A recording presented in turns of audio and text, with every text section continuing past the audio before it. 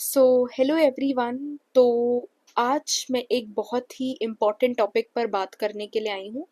शायद हम इस टॉपिक को हर जगह सुनते हैं, देखते भी बहुत जगह है, इसके बारे में सर्च करने की भी बहुत कोशिश करते हैं, लेकिन बहुत जगह ऐसी होती है जहाँ पर आपको क्लियर इंफॉर्मेशन नहीं मिल पाती इस चीज़ के बारे में। और इस टॉपिक के रिगार्डिंग क्लियर इंफॉर्मेशन मिलना बहुत इंपॉर्टेंट है, ठीक है, because it is a very critical topic, बहुत इंपॉर्टेंट टॉपिक है।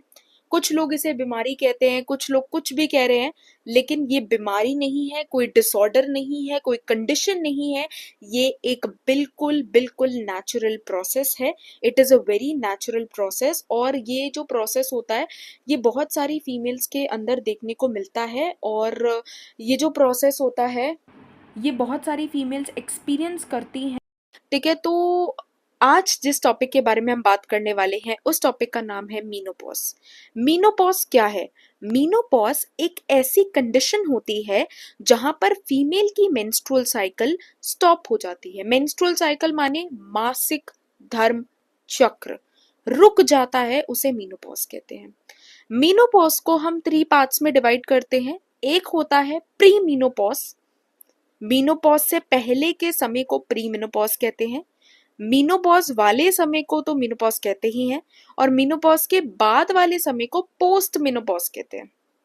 अब प्री मीनोपॉज, वैसे तो मीनोपॉज का जो टाइम होता है आने का that is around 50 years of age, लेकिन वो विमेन टू विमेन वेरी करता है, ठीक है। और जो मीनोपॉज प्री मीनोपॉज में कुछ कुछ सिम्टम्स देखने को मिलते हैं फीमेल के अंदर, जैसे ठंड लगना, कभी भी गर्मी लगना, कभी भी ठंड लगना, ठीक है, एंड एंजाइटी होना, स्ट्रेस होना, बहुत ज़्यादा खा लेना, ठीक है, और वेट गेन हो जाना, छोटी छोटी बातों को एग्जैजरेट करना, छोटी छोटी बातों पर गुस्सा आना, छोटी छोटी बातों पर बहुत ज़्यादा सोच लेना, उसके ऊपर टेंशन लेना, ठीक है, ये सारे प्री मेनोपॉजल सिम्टम्स होते हैं। और इसमें जो प्री मेनोपॉजल सिम्टम्स सबसे इंपॉर्टेंट है दैट इज इरेग्युलर मासिक धर्म चक्र या फिर मेंस्ट्रुअल साइकिल।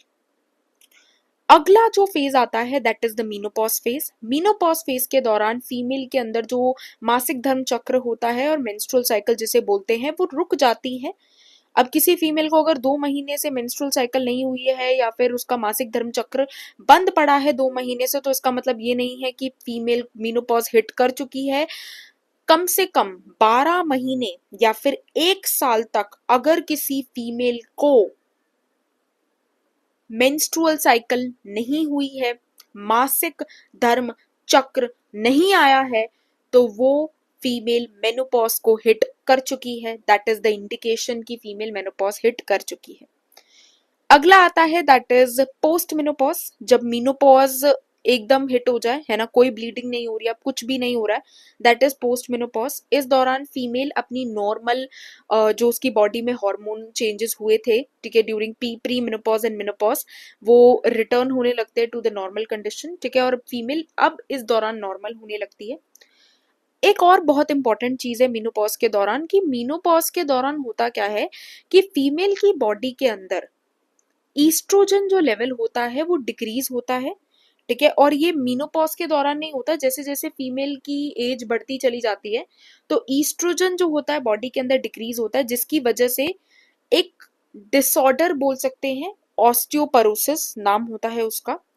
ऑस्टियोपोरोसिस का मतलब होता है डिक्रीज्ड बोन मास, मतलब जो हड्डियां होती हैं वो खोखली होना चालू हो जाती हैं, उनके अंदर का बोन मास धीरे धीरे धीरे धीरे डिक्रीज होता है, जिसकी वजह से फीमेल के अंदर फ्रैक्चर्स के चांसेस, हड्डियों में दर्द होने के चांसेस, बोन एक होने के चांसेस सबसे ज्यादा मिलते हैं, ठीक है। इस दौरान फीमेल की हड्डियां टूटने के बहुत ज्यादा चांसेस होते हैं, ठीक है। तो क्योंकि ईस्ट्रोजन लेवल धीरे धीरे बॉडी के अंदर डिक्रीज होता रहता है तो ये कंडीशन देखने को मिलती है।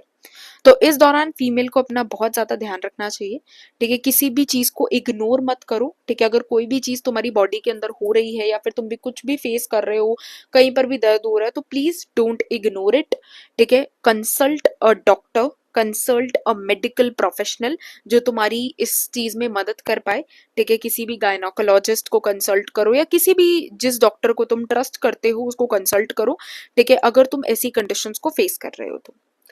उसके बाद मीनोपॉज जो है वो कोई बीमारी नहीं है, पहली बात तो, नेचुरल है, एकदम नेचुरल है।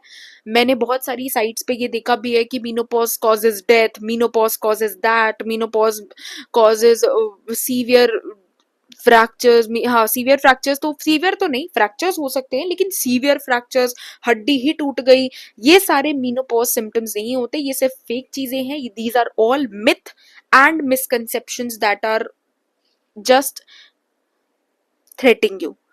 सो मीनोपॉज कोई ऐसी चीज नहीं है, कोई बड़ी चीज नहीं है, बस यहाँ पे ध्यान रखना बहुत इंपॉर्टेंट है, ठीक है। और ये बात बताना बहुत इंपॉर्टेंट है, बिकॉज हम सुन तो लेते हैं, लेकिन बहुत कम लोग होते हैं जो हमें इस बात के बारे में बताते हैं, जो इस बात के बारे में खुल के बात करते हैं। तो मैंने आपको सारी चीजें बता दी हैं, जो जो चीजें होती हैं during menopause, and I hope आपको ये वीडियो बहुत हेल्पफुल लगी होगी, ठीक है। और जो भी आपकी नानी है, या फिर नानी, मम्मा, मामा, मामा, मासी, कोई भी है जो भी इस फेस को हिट करने वाली हैं या हिट कर चुकी हैं, उनको ये वीडियो जरूर शेयर करना, and follow for more. Thank you.